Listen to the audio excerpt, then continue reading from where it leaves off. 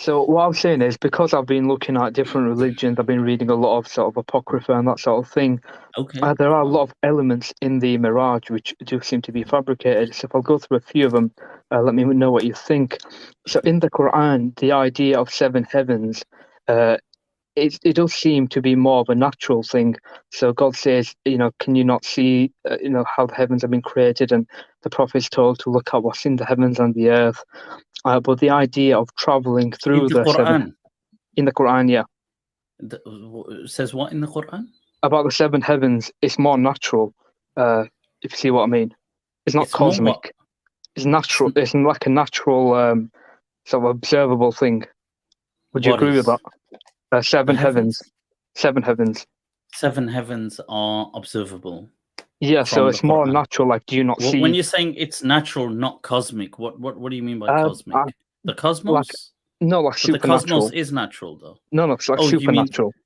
it's supernatural? The heavens are supernatural? Who said the heavens are supernatural? No, I'm saying they're not in the Quran.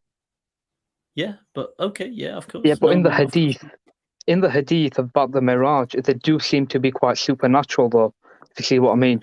So you have Okay, Moses on the sixth but heaven. that's not the but that's not the Quran. Yeah. So So what I'm Okay, saying yeah. is the way that the sort of description of the sort of seven So heavens just to in the be clear to people who don't understand Arabic here, you see, when you're saying heavens, because there's an English fallacy here, no, I mean heaven the in English Samawat. means heaven. Yeah, this doesn't mean paradise heaven. So paradise heaven is Jannat. Samawat means the cosmos, like the kind of Yeah. skies. So they Hmm. call that in English, Old English, they would still call it the heavens above, as in the skies above. So that's what you mean, the seven. Yeah. When people say seven heavens, they mean like the seven skies in Yeah. Arabic. That's what it actually translates as. But yeah, Yeah. carry on. And just so I have this correct, in the hadith about the Miraj, does a prophet not travel through the seven heavens? Is it Samawat that he travels through? Yeah. It's samawat. Yeah, yes, Yes, yeah. samawat. Yeah, So that's my point. So in the Quran, the Samawat is not described as supernatural, but in the Hadith, it seems to be taking more of a Jewish and Christian idea of heavens, where you can actually travel between them. And this idea that you can travel between the seven heavens, this is also found in other apocrypha. So the Ascension of Isaiah and the Apocalypse of Zerubbabel, you'll find the same thing where. But let's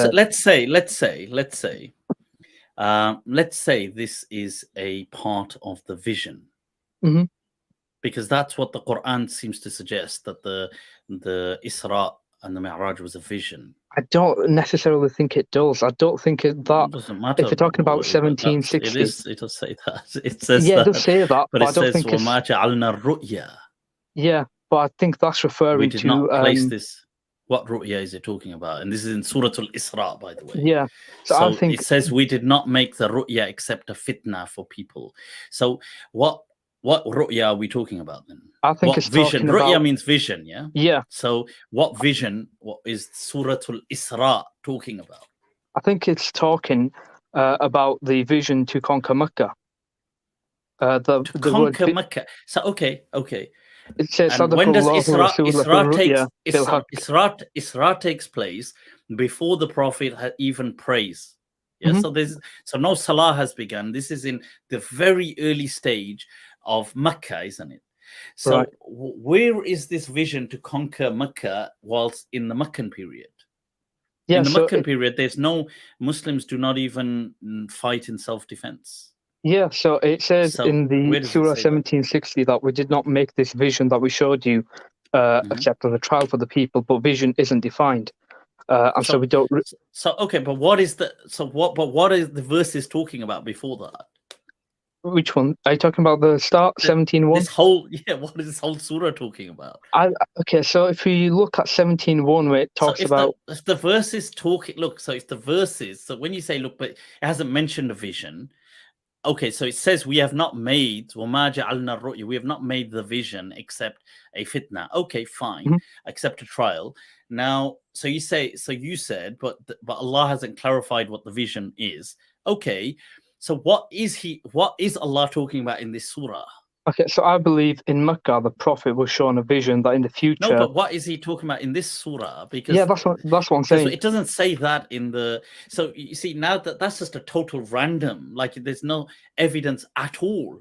There's no evidence to support that theory that this is just there's some vision about conquering Mecca. Yeah, but the only two visions about the Prophet mentioned in the Quran is 1760 and 4827. No, but what is so okay? But what is this whole surah talking about? The one So that I, mentions the vision. What is this surah talking about? so I believe when I'll give you a it clue. starts. What's the name of the surah? Isra. Yeah, so I believe I think the Isra and the Mi'raj are two separate, and I think the Mi'raj is obviously the sort of supernatural journey, vision or whatever. But I believe the Isra, Subhanallah, the Isra bi abdihi, and this sort of wording is also used for Lut and Musa when they're told to escape by night as well. But so okay. So what is the Isra then? So I believe that's when the Prophet escaped from sort of. If I sort of ignore the sort of traditionalism and the sort of tafsir, and we just look at the Quran and we look at how this word has also been used with other prophets, it would seem that 17:1. No, the word is just an Arabic word. There's no need to say, well, how is it used with prophets? The word is Arabic. Like if I said you went, rational went, and I say, well, this person went, I say, well, but the word went was used in the Bible. No, it's just an Arabic word. Asra bi abdi. It's just talking about night travel. It's talking about traveling. That's fine. It doesn't matter who it's used with. The word is just a verb in Arabic, which just means it's used asra. about 6 times. And any other, it doesn't matter how many times it's used. It's an Arabic verb. No, but what I'm like saying is eating is an Arabic. It's a verb. So if I say akala in Arabic, it's to right. eat. Now, if you say, well, akala was used with the Prophet Moses, say, okay, but it's a normal verb. I mean, anybody can eat. It doesn't, there's no significance of saying this verb was used with prophets. Verb is just an action. So, okay, but so what does it mean then? What does it mean? Okay, so when it's used, no, what I'm saying is when it's used with other prophets, Asri bi abdi, it means sort of travel by night, and they're usually escaping from sort of persecution. Means that the verb means to travel. Yeah, so what I'm saying is 17:1 is the Prophet escaping from persecution. What escape are you talking about? When the sort of the Meccans were sort of pursuing the Prophet, persecuting the Prophet Muslims. going to Medina? Yeah. Well, it's talking about the Hijrah. Hijrah, yeah. So Masjid al-Aqsa is Medina. I don't know if it's Medina. There's been a few different opinions on where it is. Some people. What is it? No, but you're saying if it's the Hijrah, then the Prophet. But remember, when the Prophet goes to Medina, there is no masjid in Medina. The Prophet is going to make the mosque. Yeah. So I don't believe Masjid al-Aqsa was in Medina. I think is Masjid al-Aqsa a mosque? Well, I believe it's a location. Okay, it's a location. So it's Medina. Yeah, no, not Medina. I think if Waqidi, I know he's seen as unreliable, but he did say that Masjid al-Aqsa was in Jairan, a place I think near Mecca somewhere. Ja'rana. Yeah. Okay, but okay. I mean, where are you going with all of this? Okay, so what I'm saying is, what's the point of? I get what you're just saying. Okay, you're changing a lot of. Fine, there's nothing. I've got no. Every person's entitled to their own academic. Okay, so my central point is that the entire your kind of hadith, the way it talks about Miraj, it takes a lot from other stories, and so this makes me question how true it can be in Islam. Because it just seems like the Muslims have copied. No, but I told you that, look, going right back to Aisha radiallahu anha and Muawiyah radiallahu anhu, going back to the companions themselves, who said that this was a vision. This is also what the verse says. It uses the word vision. Now, you can say, I accept that. Very early Muslims did say that, and some later Muslims did say that. However, with time, the other views seem to have gained more public popularity. Right. So, and that view became a dominant view. The other view that it was done in physical detail with all these other, let's say, with a lot more detail. Now, okay, fine. So that's a view. So you're saying, look, I don't agree with this view because a problem. Because well, fine. I mean, many people disagreed with that view. No, but it does. No, it's not the fact that whether it's a vision or literal that presents a problem. It's the fact that there's so many details which are taken from other stories. How is it Right. So, okay. Now, okay. So I still don't get it, because let's say it's, because if you're going with this is a vision, what is the difficulty that it Right. couldn't So you happen, have, or it couldn't for be pictured example, in that way, so in a for vision? example, you have. So there's obviously, it's a very long narrative, and there's lots of different hadith about it. But if Sure, I'll sure, just give you sure, some sure. examples. Mhm. So it talks about the Burak, the flying horse. Mhm. Okay, the flying horse, Burak, it means lightning in Arabic. Yeah. Pegasus, that's also a flying horse. That means lightning. To be fair, the hadith never says it's a horse. What is it? It never says. It says it's an organism. It says With dabba. wings. With wings? So it says it flew. And it says that the only thing the hadith says, it was a size of lower than a horse and higher than a mule or something. Now, because it uses that reference, people assume it's a horse because it's giving the. I'm just going. If you want to stick to the wording, then the wording doesn't say it's a horse, but that's your assumption. Because it's like me saying, if you ask me, like let's just say you said, well, how tall is the XYZ? Now we don't know what the XYZ is, and I said, well, it's taller than let's say size, and I say, well, it's bigger than a Samsung, but it's not as big as the whatever, the iPad something. Now you're assuming it's a tablet or a phone, but that's because the reference in my estimation are these things. But to be fair, I never said it's a tablet. I could be speaking about, I don't know, I could be speaking about something totally different. I could be speaking about some other apparatus that's not a tablet or nothing necessarily like that, but I'm just referring to sizes. It could be. I'm just playing the same Yeah, game. Like if we're defining the rules and you're going with wording, then you have to be strict yeah, with your own absolutely. rules. Yeah, And yeah. then there's the sort of prophets seeing punishments in hell. Is that Yeah. whether that's authentic or not? That's Yeah. a I separate mean, sort of. look, because I think And then sure. that the punishments seen there, they're sort of exactly the same in the Apocalypse of Peter. So women hanging. There's one sort of mention where women's hanging by like the breast. That's in the Apocalypse of Peter as well. There's someone getting a tongue cut. That's in the Apocalypse of Peter. And so you do have these sort of similarities. And But I think the coincidence wouldn't you is too big to say, ignore. you see, but wouldn't you say these are the kind of psychosocial narratives which would have been in the minds of people?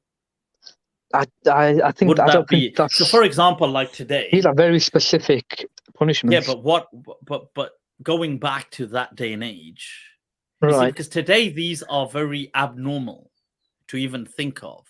Mm-hmm. So you wouldn't. So, for example, today, if you're thinking about people having tongues cut out, there's something morbidly wrong with you, because people today in this part of the world don't think about these things. But let's say now you go back to the past, where people were punishing people like this, Mm-hmm. where they were catching people and doing stuff like this to them, then it would have been part of the general populace psyche.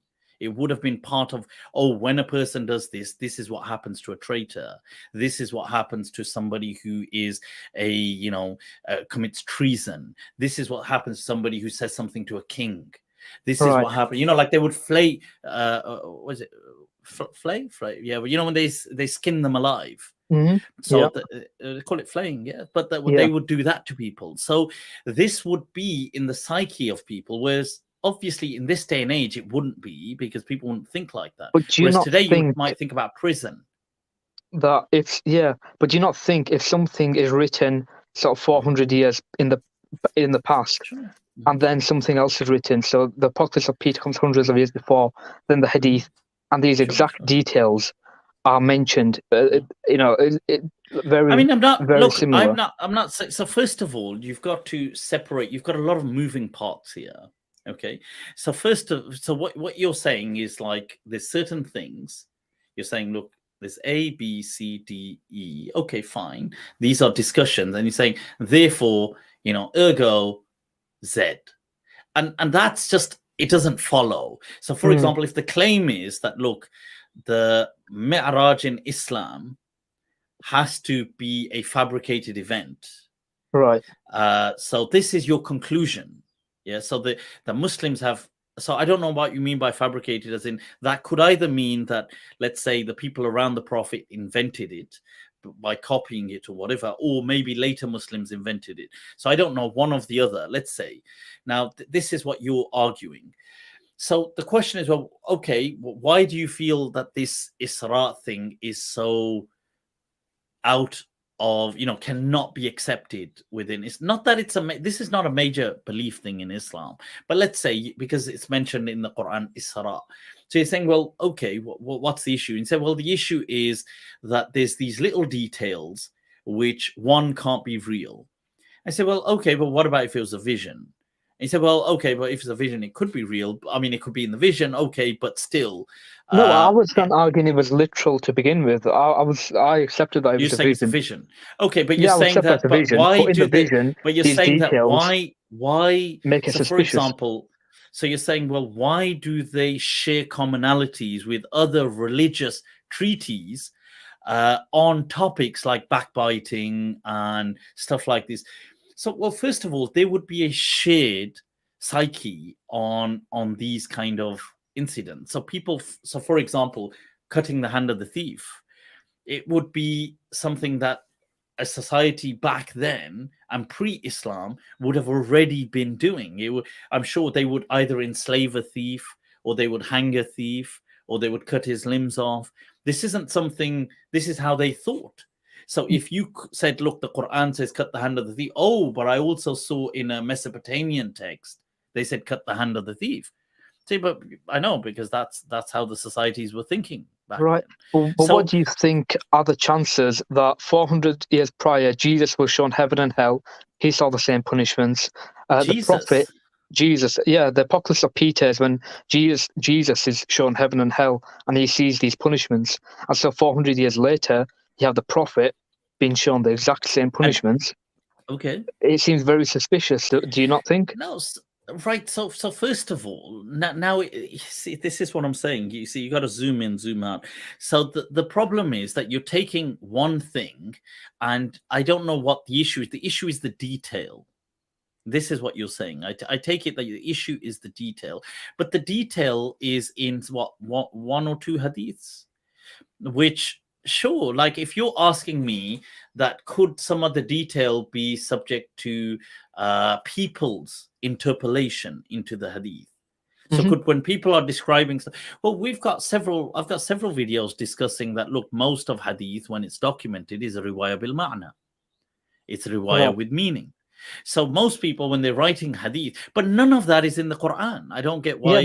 So what I'm saying is, this is why I asked at the beginning, what would be your view on it? So I didn't want to sort of attack a straw man, essentially, because when I'm questioning this narrative, I'm doing it based on these details. Questioning, like, so what I understood is you're questioning some description in a hadith that could this description have, like, let's say they said, some people said that the Prophet said this. Is it possible that maybe the Prophet didn't say some of that and they thought he said some of that? Or it's been attributed to him, some of it. Let's say it's possible, of course. Every Sahih Hadith does not mean it is concrete. It just means that the people in the chain have been vouched for by certain scholars of Hadith. That's what it means. It doesn't mean that this is as sound as the Quran. It does not mean that. No Muslim should ever make that claim. Right, but I think when you strip away all the details, you like even meeting the prophets. That's in other apocrypha, like the Ascension of Isaiah, and there being prophets in different. But I don't understand, because these are commonalities shared by an era. So why would you expect something different? I don't understand why you see, like you're saying. So, for example, you meet very sacred entities, but that's all part of a vision. Of course, you're going to meet sacred entities. That is part of a sacred vision, like, or a sacred this sacred trip, that this Isra, this experience, this sacred experience, is to meet sacred entities. So if you say, oh, but you're meeting sacred, but he also in his experience met sacred entity, a bit of a coincidence, if you ask me. So, well, no, but that's the nature. That's what defines a sacred experience, that you meet sacred entities. So you say, well, but such and such person 500 years ago also met sacred. Well, duh, that's the whole point of a sacred experience, to meet sacred entities. So I don't get that's not a coincidence. That's what defines the experience. That's like saying, oh, you had a car accident. Ah, that's funny because this person claimed he had a car accident 2 years ago. Oh, it was with another vehicle. That's rather coincidental because this person claims it was with another vehicle. So that's the very nature of car accidents. They're with other. Oh, you were on the road. This person claims he was on the road. Oh, Right, it was but daylight. Rather I think coincidental, if you ask me. when See, you but do that's the see, very definition of a sacred experience, is that it's going to have sacred entity. So now you take an experience that is to do with, let's say, damnation, and also the beatic, also to do with grace. So you take grace and damnation. So now you're going to speak about bliss and you'll speak about damnation. Now, things can only be expressed in words, and the problem with sacred experiences is they are ineffable by definition. So they can't be, words can never be a representation of the experience. So you should know, I'm sure you know that. So now any words that you're putting them into are only simply a framework of reference and approximation for the people you're speaking to. I mean, you just take psychedelic trips as an example. I mean, this is not a psychedelic trip, but you just take that as a very contemporary example. I mean, you look into all the studies, look into all the, the John Hopkins study that was done at Harvard, and all of these other studies that were done afterwards. Now, the whole thing about these experiences, and these are not even, they can be felt as religious, but that's something totally different. But even here, you see, the whole thing about them is they're ineffable. You can't put them you can't describe them in words. So what you do is you find an approximation as a frame of reference.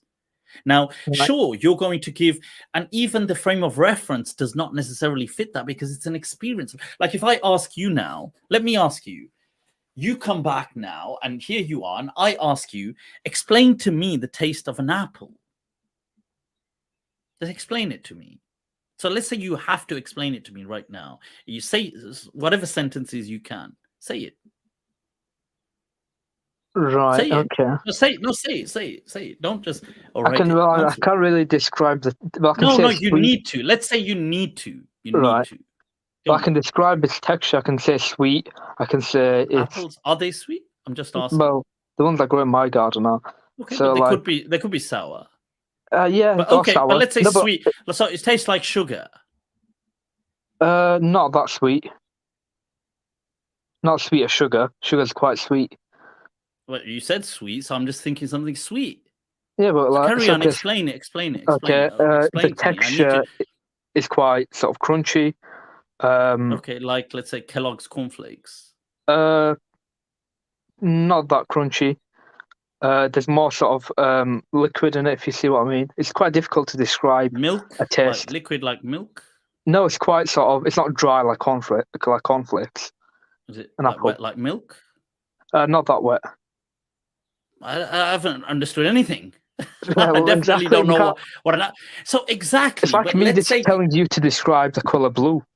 No, so this is my point in trying to explain to you. You see, since you're trying to research these things, you need to understand them, that you can't, you see, the whole thing, you should read William James on these experiences. So, if you're going to get into this, then get into it properly. Like read the literature on it. Don't just, like, this is my point. I feel like this is perhaps, because I do understand. You can't explain, like, if you're saying, look, I want to speak about visions, and that to visions, beatic visions, and visions of grace and visions of damnation.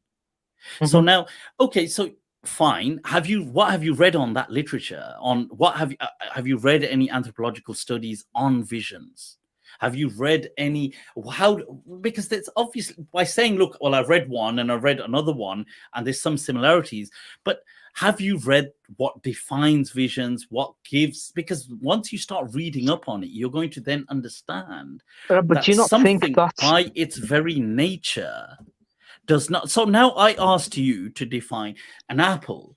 Now the taste of an apple. Now you now, obviously, no blame to you, but you did a horrendous, terrible job. Now, let's say if human civilization needed to rely on your statement of trying to conjure together the experience of an apple, it would be light years away from the true understanding of an apple. So now, but you didn't have a need to explain the experience of an apple. But let's say there was a religiosity involved. We're imparting that knowledge held significance. Because in your experience of an apple, there's no significance to me, apart from me just putting you on the spot because I know you can't do it. But also, but let's say there was a religious significance to you explaining this vision. So now you have to fit it into words. Now, words by their very nature are limited, and then narratives are limited. And then psychosocial narratives are even more limited. So now, okay, so you have to explain things. Then you have to explain an experience by, you've got synesthesia. You're trying to match an experience to words where words don't exist due to ineffability. So now, you see, just as you struggle to match any word to the experience of an apple, because of that's synesthesia. Whereas, so for example, certain people on psychedelics, they experience synesthesia. They can actually, like you said, describe, let's say, the color blue. They can actually, so colors may have sounds all of a sudden, or maybe tastes have words for them all of a sudden, or they have shapes, or this is called synesthesia in psychology. So people experience that and in fact, one argument is language is a consequence of synesthesia, but that's another discussion. But so do you not have to accept the validity of their visions by saying that they're similar? No, So I don't know what you're. Yeah, so you see, so basically, this conversation is just going to nowhere, right? So, look, what I would suggest is, look, it's fine to have academic theories, but just read up so there's more juice to the theory. Because if you're just going to say, this is your theory, that look, they had a vision, and 500 years ago in the epistles of, let's say, whether it's going to be John, no, in your case, Peter, you've got certain also visions of damnation and grace, and they share a commonality. And I think the commonality is more than just. No, they share a commonality. So yeah, so it's a very big sort of specific link between both of them in a very specific order. That's what I just said. They share a commonality. No, but I feel like you're perhaps maybe just saying they're both visions. Yeah, you'd expect that. But when you expect things in a certain order, so now, certain details, it's more than a coincidence. Like the Antichrist, when you have too many similarities, you have to accept that, okay, maybe there's been a lot of influence. No, but I'm saying it's like that. So when you read about it in Christian literature, and then you see in Islam, it can't really be a coincidence that the Prophet just happened to see a vision of a Christians made up. So you have to sort of assume. Christian made up? Yeah, Christian made up the Antichrist.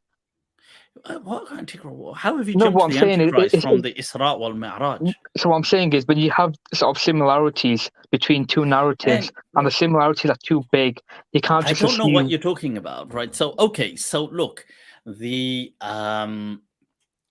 right, so okay, so the Antichrist is mentioned in the Bible in John 1st and John 2nd. The real description of the Antichrist does not really appear in Christian literature till Irenaeus. Okay, so you're talking about the 3rd century. He's the first person to speak about to bring about some kind of some understanding of the Antichrist. What has this got to do with the Isra? Okay, so what I'm saying is, so now there is no Antichrist in the Bible, by the way, unless you're referring to John 1st. I know this, and then the actual descriptions about the sort of eye and everything that comes from the Apocrypha of John. So what I'm saying is this: if you read it's not in the Apocrypha. No, it is. No, Mufti. No, Apocrypha of John isn't the Bible. It's an Apocrypha, yeah.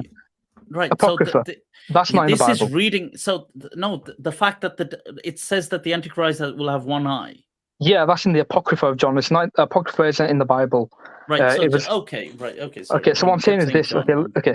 So what I'm saying is this: when you read all these descriptions, the eye, the forehead writing, and so on, and then you read it in the Hadith. Let me just finish this point, and then you read it in the Hadith. I won't let you listen. Listen, because you have to listen. Look, nobody's saying these things, right? You yourself are saying them, and you're refuting yourself. No, what I'm saying is we have a lot of coincidences. Said to you, look, listen. Many Muslims have not believed this is not a part of Iman. Where does it say that this is a part of Iman? It's never mentioned in the Quran. This is I accept. I'm not talking about. No, my point isn't about whether I accept the view of the Dajjal. It may be a popular view. I'm not Right, saying but it's not a popular no, view, but I'm not but saying it's that not though, in the Mufti. Quran. I'm It's not. not in the, so it's not mentioned in. So what is, so what you're doing is saying, look, oh my God, the Antichrist is mentioned here. It's mentioned, oh, Islam is wrong. Like, I don't understand. No, I don't say You're just Islam is wrong. making, No, that's not my point. My you're point making is, your own thing, and you're just refuting it yourself. no, what I'm saying is when you have details that are too similar, you can't just brush it off as, yeah, this is apocalyptic visions. Why are you You just have to, arguing with yourself? because Who are you arguing that's with? your argument. Of this is what you see in visions, but then you wouldn't do the same about anything else.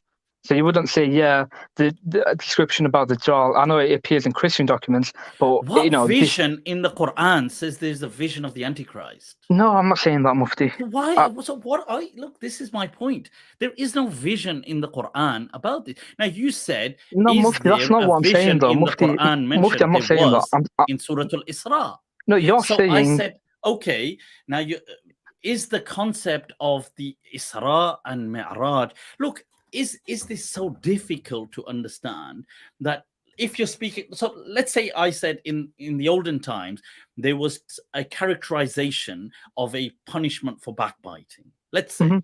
So you said, well, somebody, they may say, well, you cut their tongues out. Okay. Now, to me, that would seem very common, that many people would characterize it in that way, especially in Okay. that day and age.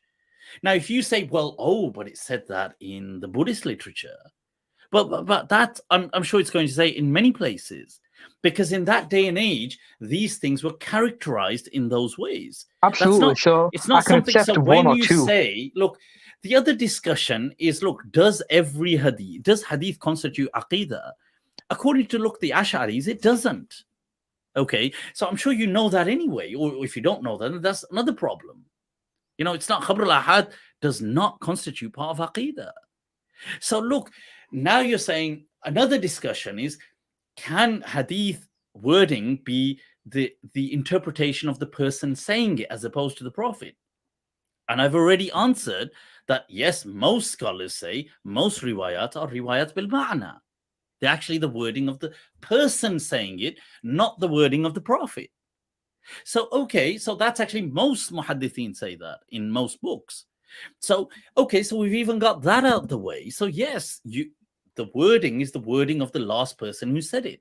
Now, is it a chance that there's interpolation? Is it? Of course, there could be. That there's no question. But is this part of Aqidah? No, it isn't, because Khabrul Ahad is not part of Aqidah according to Ash'ari and the Maturidiyah, which is the majority, probably at least 80% of this ummah.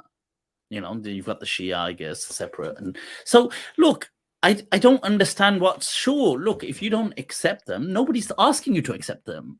No, it's not about me accepting them, but it's the fact that a lot of people that I've read, and like a lot of ex-Muslims, and they say like these sort of ideas are stolen. Why are you so fussed No, about what they have because to the say? thing is, right, I've got a lot of friends that no, listen, Mufti, listen. I've got a lot of friends that when they see these sort of things, like, the Quran, it gets something wrong, or this idea stolen, or this idea, fabricated, or whatever. I feel like there needs to be a good response, and I feel like this. Oh, mashallah. So you thought this was the good response? No, I'm asking. No, this is what I wanted. This is what I wanted to ask you, or how you So respond you to know it. what? So you should have started off with that. You need to humble yourself sometimes. We all need to humble ourselves. Look, start off by saying, you could have said, look, this is the problem. I feel some people criticize this. So this is the real problem, that people say this.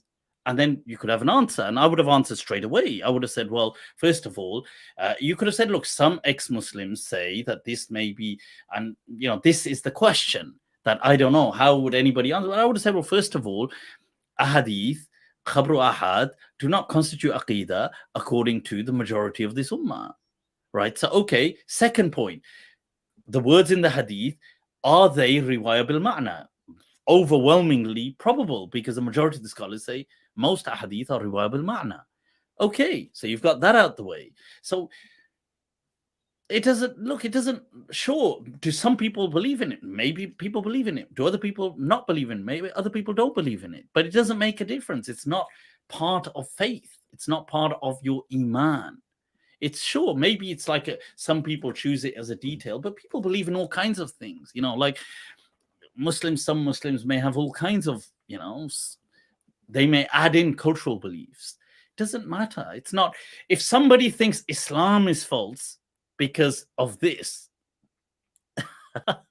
you need to send that person to me. Okay. And we'll have a conversation how they arrived at Islam is false because of a certain detail they see in what was this in Sahih Muslim, this riwayah, but whichever they find this riwayah and they're trying to say Islam is false. Sure, we'll have that discussion. I'd love to have that discussion with them, how they arrived at that conclusion. Yeah, because it's Muslims think, themselves saying that these things are critiqued. So, I mean, it's not non-Muslim. All this, what I gave you, this thing of riwayah bil ma'na, khabru ahad, sha'ira, maturidiyya, this thing of a vision, this thing of this was all Muslims telling you this. It wasn't non-Muslims catching Muslims out.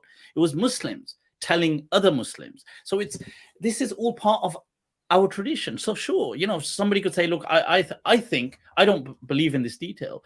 Fine, nobody's asked them to believe in it. It's not a core part of Iman. It's not. So if somebody believes in it, somebody doesn't believe in it, TK, it's not. So yeah, I think sometimes we just have a, like we've got a fire in the belly and we need to. No, I think it's more of the fact that, I've seen this, I've seen people, sort of make this argument, and I haven't really found a convincing response to it. I think that's the issue. That was your response convincing? Well, I'm the one that's making the argument, so I'm not giving the response. I'm joking. So I'm not saying I'm not giving a sort of argument about what it is. I'm saying I'm joking. Yeah, of course. Right, but what I'm saying is that of course it wasn't convincing. No, but I wasn't defending. I wasn't defending it.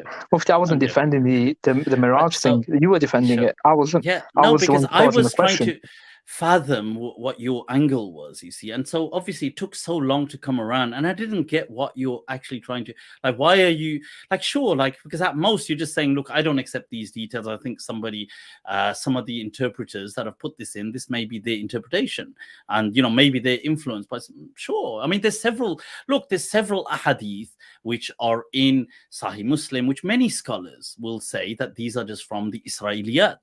They've come through. This is nothing new. This argument that you're saying, Israeliyat basically means from Judeo-Christian scriptures.